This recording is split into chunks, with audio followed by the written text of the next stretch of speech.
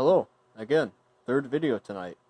So now I'm going to be talking about a mask that I haven't actually reviewed yet, which is the Acme number 6, which is surprising. I really thought I reviewed one of these at one point, but apparently I didn't. So yeah, that's pretty cool, ain't it? Anyway, yeah, the number 6, decent mask, designed probably the 50s, 60s maybe, and they saw a variety of uses and a variety of different types.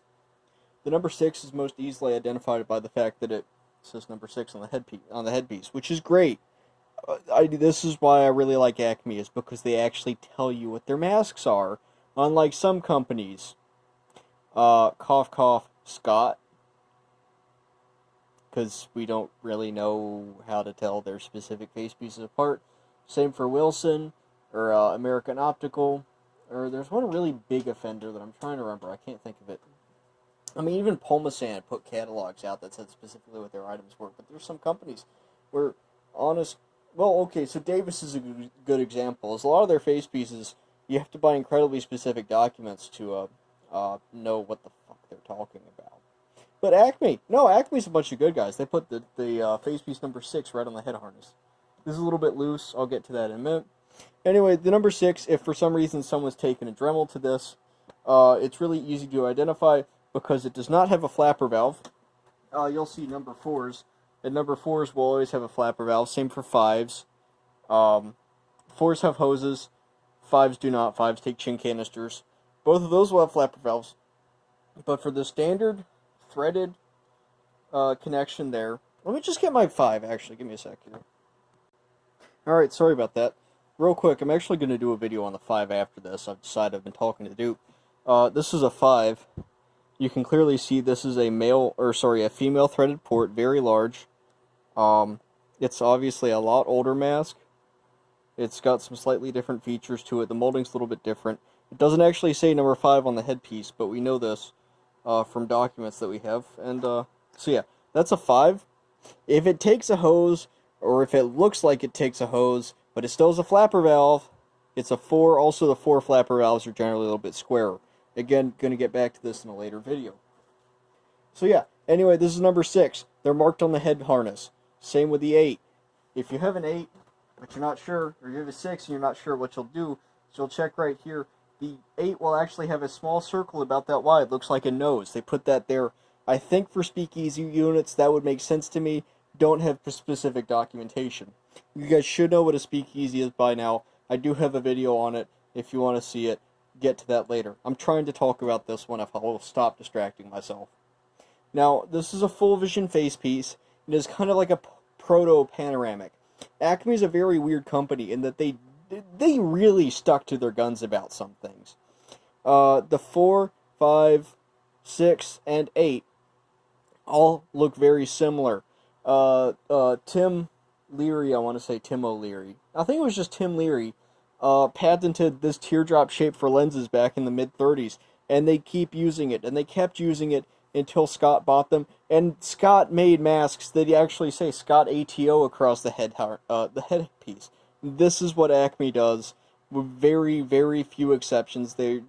This is what they do. I think there's maybe one surviving Acme mask that I know of that doesn't have these teardrop lenses. They're very distinct, and they're really fucking cool, and they work really well. But they stuck to their guns. They stick to their guns consistently. They never really made SCBA masks. And in fact, they actually put out advertisements at one point in the 40s or 50s saying, you don't need SCBA masks. Why not just use filters with a firefighter on them? They were marketing filter masks to firefighters, saying that SCBAs were too expensive and a waste of time, and they ran out too quickly. Now, this particular setup doesn't actually take filters. I'm sorry, it does. But it's not an APR unit. This is actually a supplied air hose mask.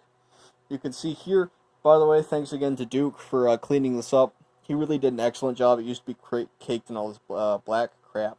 He's cleaned it up. Very easy to read it. Now, it says Acme. We actually have a Bureau of Mines approval number here, 19B-31. That is the later system. Under the earlier system, as you might have seen on my MSA abrasive, it'll say BM-1907. Here they actually put the schedule, and then they'll sometimes put a revisionary number, or a sub number for that schedule, and then they'll put the item number specifically. Now, I said that this thing does take filters, but it's not an APR. If you unscrew this and pop this open, there's actually room in here for a filter. And it's not even threaded on this one, which is interesting. The MSA abrasives, it'll take a standard Comfo Fit filter. Here, there's a specialty unthreaded filter that you just pop in here. You close this, you screw it up. You hook this. Now notice that there's an Acme part number engraved on here too. Might be a little bit hard to see, but just an interesting point. You close that. You hook this up to your airline. You have your regulator here, so you can basically adjust how much airflow you're getting, and you're basically good. Mask itself, very well made, injection molded. This head harness is not original. When I took this out off the shelf, I realized it didn't have the head harness to it, but that's okay. I believe it's in storage somewhere. Now, the head harness is actually from a Type 64A. The seller, I did a review on it earlier. The seller was kind enough to send Duke the head harness, and he forwarded it to me. Very good head harness. Here you can actually see it is injection molded. It does say place chin here on both sides in case you're an idiot. There's arrows pointing to the chin area. This is the Tissot or deflector system. Very interesting. It actually has check valves. One of them's currently missing. And I have it lying around. Again, this stuff kind of just comes and goes. But yeah, this is all one piece, all injection molded. And that's how the air gets under the lenses. Then it exits through the spring exhale. It's a very good system. It's a little bit jank by modern standards. But for this, for the 40s or 50s, or even into the, I guess, 70s, it's a fairly good, competent system. And I really like it. The exhale valves don't really seal that well. And they're kind of interesting. That this weird kind of fleshlighty sleeve thing that goes on there. And then there's this hose clamp-ish thing, which we're not really a fan of. It functions a little bit like a Best eyepiece. Instead of being two separate parts, it's one. But both Duke and I have had issues securing these because the rubber's kind of lost its flexibility, and it's very hard to squeeze this on here. Another final feature I'll mention, since this is kind of the first time I've gone over an Acme, which is this really cool little feature, is this little carry ring. And you'll see that when you have guys wearing chest harnesses, you can see, so you'll have obviously have a strap down both shoulders going to the filter. There'll actually be a clip, actually be here. And so you take the mask off and you clip it there, and then it's within reach. It's basically a ready position for the mask, which is very cool. Anyway, yeah, thank you for watching. Feel free to contact me with any questions or look at my website. Sorry if I got any details wrong in these. This is one of the few times with industrial masks where I'm not the best person to be talking about them. Gopher, if you're watching this and you want to start making videos, I hope I pissed you off enough that you feel like making some, because there's a lot to cover with Acme masks. They're a really fascinating company, and they're really a pain in the ass to work with, and he's done an incredible job with it. Anyway, thank you for watching.